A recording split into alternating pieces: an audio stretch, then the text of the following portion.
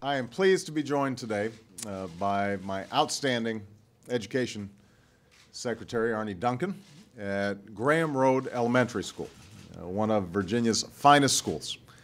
And here at Graham Road, they're using innovative approaches to provide effective teaching to all their students. And that's something that all of America's schools have to do. As I said before, there are any number of actions we can take as a nation to enhance our competitiveness and secure a better future for our people, but few of them will make as much of a difference as improving the way we educate our sons and daughters. Offering our children an outstanding education is one of our most fundamental, perhaps our most fundamental obligation as a country. And whether we meet that obligation not only reflects who we are as Americans, it will shape our future as a nation. And countries that out-educate us today will outcompete us tomorrow, and I refuse to let that happen on my watch. Now, it's clear that doing the same old things will not get the job done for our kids, or for America, or for our future. So when I took office, I asked Arne Duncan to work with states and local school districts to take on business as usual in our education system. And that's how the Race to the Top competition was born last July. It's a national competition among states to improve our schools.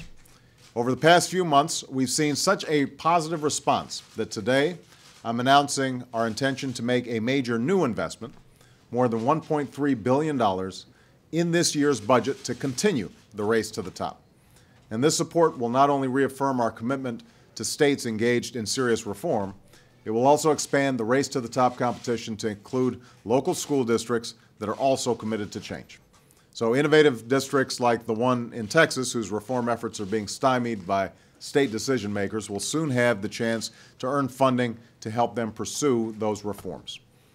After months of planning and preparation, the first round of Race to the Top applications is coming due today. And it's a sign of how much states and schools believe this initiative will benefit them that we're expecting significantly more states to apply than will actually receive a grant. And here's how Race to the Top works. Last year, we set aside more than $4 billion to improve our schools, one of the largest investments in reform in our nation's history.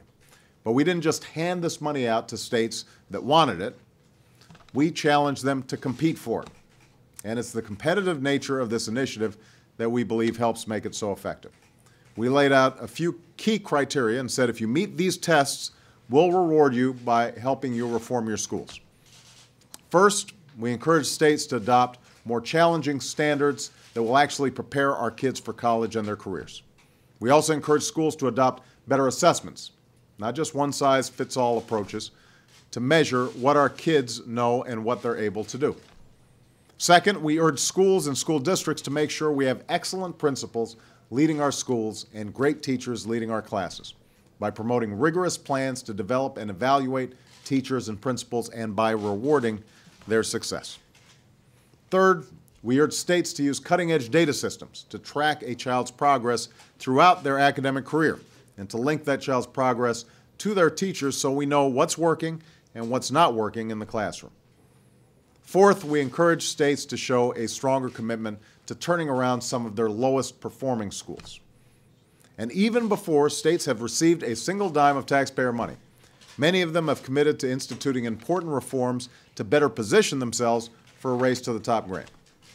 48 states have now joined a nationwide partnership to develop a common set of rigorous career-ready standards in reading and math. Wisconsin has enacted legislation permitting schools to link student achievement to the performance of teachers and principals. In Illinois, Louisiana, Tennessee, California, we've seen changes in laws or policies to let public charter schools expand and succeed. These are public schools with more independence that are formed by teachers, parents, and community members. So by rewarding some of these states submitting applications today, by extending the Race to the Top for states, by launching a Race to the Top among school districts, and by applying the principles of Race to the Top to other federal programs, we'll build on this success. We're going to raise the bar for all our students and take bigger steps towards closing the achievement gap that denies so many students, especially Black and Latino students, a fair shot at their dreams. We'll open up opportunity evenly and equitably across our education system. We'll develop a culture of innovation and excellence in our public schools. and will reward success and replicate it across the country. These are some of the principles that drive Race to the Top. These are some of the principles that will drive my forthcoming budget. And these steps won't transform our education system overnight. Not every school is going to be Graham immediately. But they will help put us on a path to raise the quality of American education, to prepare our children to succeed in their lives, in their careers, and to secure America's success in the 21st century. That's a goal my administration will be focused on achieving in the months and years to come. Thanks very much, everybody.